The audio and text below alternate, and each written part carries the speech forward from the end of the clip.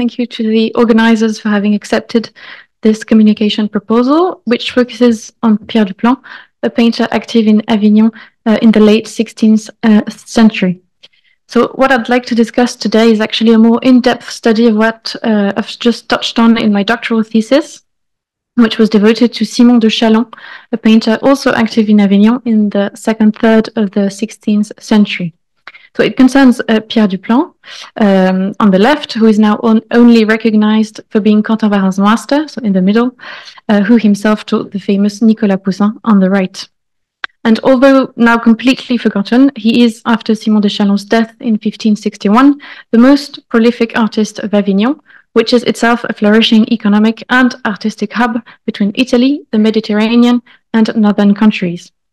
And thankfully for us, a large number of documents, mainly contracts for altarpieces, urban decorations, apprenticeships, but also everyday life transactions, allow us to reconstruct his career and social relations as early as the 1550s. So this communication sets out to give just an overview of how Pierre Duplan manages to establish a sort of monopoly, thanks to a number of factors and strategies that we'll explore together. Just a quick word on the scientific literature concerning him, which is practically non-existent. As I've mentioned, he's usually only alluded to in regards to his status as Quentin Varin's master. But there are some mentions of his name, although very locally. We owe, for instance, to an abbot from Avignon, Henri Requin, to have discovered Varin's apprenticeship contract in the local archives and to have matched the painting you've just seen in the Church of St. Peter with a contract for an altarpiece, which I'll talk about later. As for the other archival discoveries, they are mainly due to Pierre Pensier, an ophthalmologist and local erudite, who compiled a large number of documents, but who did not publish them. And finally, during my PhD and postdoctoral research, I've also had the opportunity to attribute some works to him that I'll present to you. So the first clues gleaned from the archives. Sorry, that's not in the right place, but you can see where Avignon is in the map of France, and that's the Papal States until 1791, so the Comtat Venaissin. So the first clues gleaned from the archives are biographical, because Pierre Duplan's market monopoly does not come from nowhere. His family is a very well-established dynasty of painters in the Comtat Venaissin, so the Papal States. His father, Antoine, certainly trained him in Avignon in 1553 at the latest, when they both participate in the ornamentation of the city, for the entry of the Cardinal Legate Alessandro Farnese. Both of their names appear in the city's accounts alongside several other painters, including Simon de Chalon. You'll see he's kind of a reoccurring presence. Antoine might himself be the son of Michael de Plano, so Michel de Plan, a painter from Villeneuve-de-Berg in Ardèche, so just north of Avignon, who did his apprenticeship in Avignon in 1510. And more hypothetically, I was wondering if this Michael might be a descendant of Jean Desplans, an illuminator from Uzès, so west of Avignon, who works for the famous Cardinal Jean Rollin in 1448. And Pierre's own children continue this tradition, as his son Jean also becomes a painter. So we have a family that's deeply rooted in the region, and Pierre probably benefits from the reputation and customer base established by his predecessors. And besides these biographical clues, and thanks to the archival abundance of the Provençal region, particularly notarial minutes, many documents allow us to follow his career over more than 30 years until his death around 1605, which is the date of his testament and will. As of this day, we identify more than 40 commissions to his name, mainly ordinary work for the city of Avignon, such as maps and heraldic paintings, but also more than 15 contracts for altarpieces destined to churches in the Comtat Venaissin at the request of powerful Provençal patrons and families. And what's quite interesting is that in light of available documents, I mean, statistically speaking, Pierre Duplan's commissions far outweigh the commissions other contemporary painters receive, although that could be due to an impression from the preserved written sources. There might be a bias, but the imbalance is quite clear. So the question is, how does he manage to establish himself as Avignon's foremost painter? And that's why I want to look at a few of his commercial strategies through archival records and a few preserved paintings. The first and most obvious strategy he capitalizes on, like Simon de Chalon before him, is the fact that there is no painters' guild in Avignon. So as you know, from a legal point of view, the practice of the profession is free. What's now understood by guild or corporation, at least in the 16th century France, is an association with compulsory and legal membership that regulates, by means of disciplinary power, all those engaged in the same professional activity. So generally speaking, this social regulation of work in a well-defined area through the establishment of precise statutes makes it possible to tightly control production and marketing standards, and thus to establish a situation of collective monopoly. And in order to reserve the profession to a limited number of workers, members of the guild are appointed as jurors to oversee production, and a jury of masters limits the number of candidates, and therefore access to the master's degree. So we have a system of control which prevents the creation of individual monopolies and large fortunes, with the aim of establishing a hierarchy within the community. So you understand that without the control of a professional authority, Pierre Duplan is not limited in the number of commissions, be they civil or religious, that he receives from the Avignon community. Similarly, the quality of his works is not subject to the scrutiny of juried painters, but simply to the satisfaction of the client. He can also take on the role of contractor by being able to subcontract directly to masters of other trades, in particular carpenters, for the production of altarpieces, which is usually forbidden by a guild. And it's the case, for instance, in August 1578, when he's hired by Barthélemy de Rode, Lord of Aubriac, to paint a nativity on an altarpiece destined to the convent of the Minims. What's really interesting is that on the same day, so also on August 9th, 1578, we see that he hires a carpenter, Pierre Mostrier, to construct said altarpiece in walnut wood. And the contract indicates that the carpenter must follow the model of an already existing altarpiece, which was made by Simon de Chalon for the Fortier family in 1554, so more than 20 years ago, whose contract is also preserved. And that's really interesting because Simon de Chalon was Avignon's foremost painter before his death, and Pierre Duplan kind of seems to inherit his monopoly, and I'll develop this aspect later on. But do remember that Simon de Chalon truly is a model to be followed. So by taking charge of multiple stages of production, Pierre Duplan ensures not only his financial autonomy, but also the representation of his personal interests and reputation, because the material quality of the work falls under his responsibility. The contracts often specify that either the wood or the pigments must be of good quality to prevent breakage or alteration.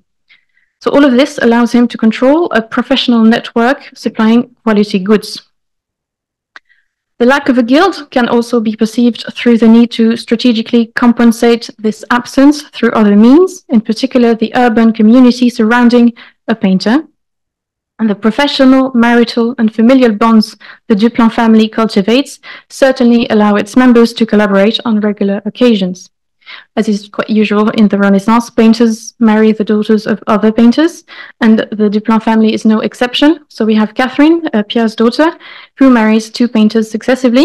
First, Zachary Nicolai in 1592, so a painter from Lorraine, and then Quirinus van Banken, a prominent painter from Leiden in 1606, a painter who was quite prominent in Avignon as well, and many of his works still adorn Provençal churches, as you can see on the left. Similarly, Pierre's sister, Madeleine, marries Jean Peito, a painter from Chieri in Italy in 1553, and Simon de Chalon is a witness, and we've seen how witnesses to deeds are relevant.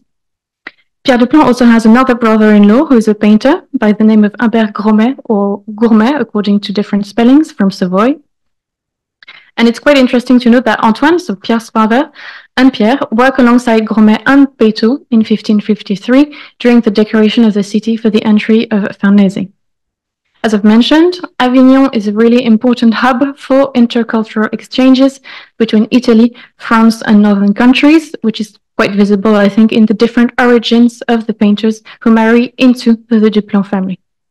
And it's also perhaps quite stylistically strategic, as clients are very fond in Avignon of the Roman and Italian style, as they are politically linked to the Vatican.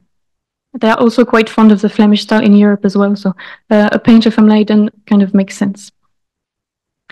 So social relations with members of the same trade are important, but so is the community in a larger sense. And Duplan seems well involved in his parish's life as soon as the 1570s. He lives on the place Saint-Pierre, Saint Peter, where his neighbor is a notary by the name of Marc Gourmet, perhaps a member of the family of the painter Humbert I've just mentioned.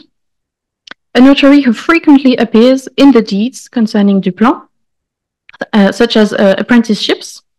Side note on apprenticeships with Duplan, it's quite interesting because other painters from Avignon put their sons with Duplan, which is quite unusual for painters to put their sons with other painters. Usually they train them themselves. So it's perhaps a clue on Duplan's status and reputation in the town. Still on the parish, we find Duplan as a witness of a deed for a day in the church for the Church of Saint Peter in 1595. But perhaps more importantly, a noble member of his parish, Jean de Cossil, hires him to finish an altarpiece that was initially awarded to a Flemish painter, Jost van Hazel or Juste de Haas, in 1584. It's meant to depict Jesus walking on water for the high altar of the Church of Saint-Pierre. But for some unknown reason, Jost de Hazel does not finish the work, which is then entrusted to Pierre Duplan 5 years later in 1589. And we know this thanks to all of the contracts being preserved, including this beautiful colored drawing by Jost de Hazel of the frame that was planned to be in gold and azurite. And we owe to our abbot Henri Roquin to have linked the 1589 contract to Pierre Duplan with a painting still preserved in the church that you see again on the right. As you can see, the original frame has unfortunately disappeared or was not made like this, but we can imagine that the finished work probably presented such a framing, as numerous contracts in Avignon at the time specify such demands from patrons. So we have often gold and azurite frames that emulate the classical Italian style with pillars, Greek gables, etc. And we find such examples in contracts addressed to Pierre Duplan. And that painting, so the Christ walking on water, is now the only recorded painting of Duplan. So it's quite an important landmark. And it's also a very small body of works compared to what we know from the documents. So during my PhD, I tried to find the missing pieces. And I proposed to attribute to him parts of an altarpiece, which was probably started in 1547 by Simon de Chalon during a competition that saw him against a painter from the Dauphiné region, so just north of Provence, by the name of Camille. So the competition was organized by a local nobleman, Claude Philippe Grillet, and the contract is not very specific, but it just demands that the two painters produce the same piece. And as you can see, this composition now exists in two versions. The one on top in the church of Saint-Agricole in the family chapel of the Grillet, which presumably wins and is attributable to Camille Trézontin.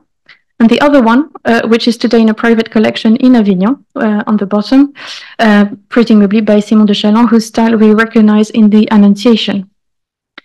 And what's interesting is that the painting in the private collection was misinterpreted because of inscriptions that were added on the losing version, and that falsely identify the figures as Gilles and Louis des Balbes de Berton, a powerful noble family from Avignon.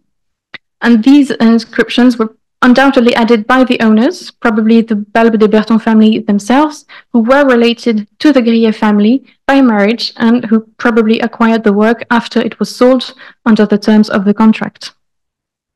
And thanks to a large number of paintings signed and dated by Simon de Chalon, we have a very precise idea of what his style is like. And although we can, as I've said, really easily recognize his hand in the two panels forming the Annunciation, as you can see with this comparison, the side representing the Grillet family has evidently been painted over, touched up by a different artist. And I've suggested that this artist could be Pierre Duplan, based not only on the similarity with the Jesus walking on water from the Church of Saint-Pierre, as you can see with some comparisons as well, but also on a document dated from 1571-73, which sees him working for the Berton family, including on portraits. And although the two works were probably produced almost 20 years apart, we find the same smooth, flat brush strokes and also very similar morphologies. So we can imagine that the obverse sides were not completely finished for the competition, with Simon de Chalons perhaps conceding defeat in the process and leaving his work unfinished, demanding that the work be completed in the 1570s, presumably by Pierre Duplan. So you now understand that Simon de Chalons is obviously a model to be followed and imitated in Avignon. Before his death in 1561, he was the most sought-after painting in the city, as exemplified by the numerous commissions to his name and the 20 paintings by his hand still preserved. I've mentioned already the 1578 contract between Duplan and Barthélemy de Rode, demanding that the altarpiece he commissions imitates one made by Simon de Chalons in 1554. And it's not the only occurrence, but I won't talk about the other ones for lack of time. But it can also be observed visually, as Simon de Chalons' compositions are emulated in Provence. There is an altarpiece in the small town of Séguret, not far from Avignon, on the right, which can be, I think, prudently attributed to Pierre Duplan, or at least to his circle, at the end of the 16th century. And as you can see, the layout of the Séguret panel is an adaptation of a declaration made by Simon de Chalons in 1550, so almost 50 years before, as the Séguret panel can be dated around 1600. So by placing himself as an imitator of the most demanded painter from the previous generation, it's possible to secure maybe important patrons and commissions. The Séguret altarpiece is commissioned by a local nobleman from the town, as we can see with the coat of arms.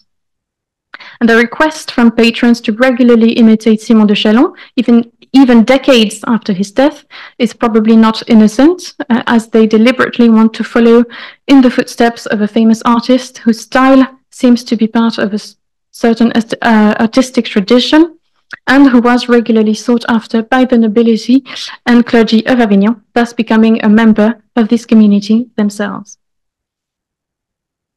A small comparison between the Christ walking on water and the Séguret panel. You'll tell me if you're convinced.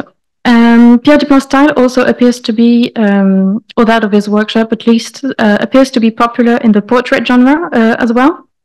Although we have no contract for individual portraits, it's a type of commission that was passed orally. We know his patrons sometimes asked to be represented in altarpieces panels, for example, in 1576 by the Marquess of Beaufort.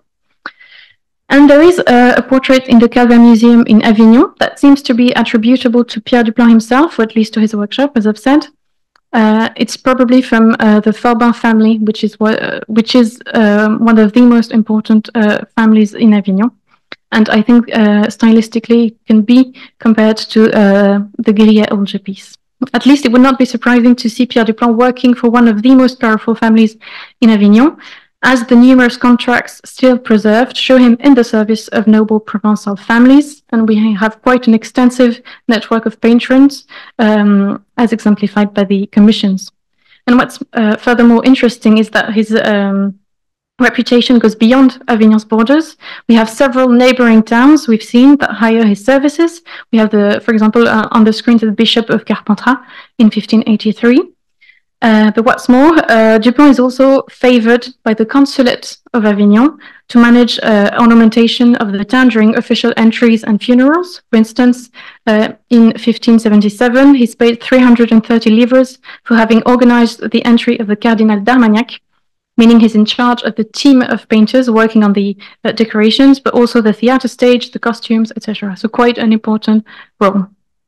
And he's still the consul's favorite in 1600 when he organizes the entry of the king and queen, of which a printed book illustrated with prints by the German Matthäus Kreuter is still preserved, and whose designs are certainly by Duplan. So just to briefly conclude, Pierre Duplan manages to create a local monopoly within a network of patrons in Avignon and in villages surrounding the city by exploiting the production context, so the absence of a guild, and maintaining good commercial relations with his customers, most of whom are noble families who are related through marriage most of the time. He's also favored during decades by city officials, whose trust he manages to keep through skill, probably, and his following of prestigious local models such as Simon de Chalon. And similarly, by being involved in his parish life and frequently associating with members of the same trade, he positions himself at the center of Avignon's artistic community, which benefits from culturally varied styles brought by foreign painters. Thank you very much.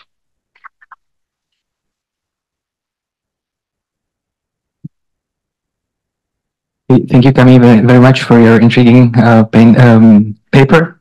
Are there any questions? Okay, I might start myself. You stressed in your paper that Avignon can be characterized as a sort of hub between France and Italy. And you also illustrated a painting by Nicolas Poussin, who is famous for spending a larger part of his life in Rome.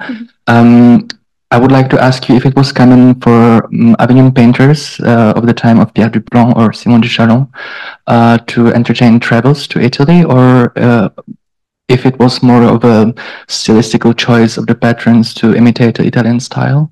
It was one of the questions I asked myself during my PhD. If Simon de Chalon went to Italy, we know he has he's also a merchant, so he sends pictures and paintings to be sold in Italy, but I've never established if he goes himself. I think no. And most of the designs, he copies Raphael a lot, which is really quite the Roman model. And I think everything goes through print and drawings. But some painters stay just really temporarily in Avignon. Some are just here for like 1-2 years, some a month, and move on. So it's quite there's a lot of passage, and perhaps that's why also there's no guild, because there's too much movement and it's not possible to regulate such short stays.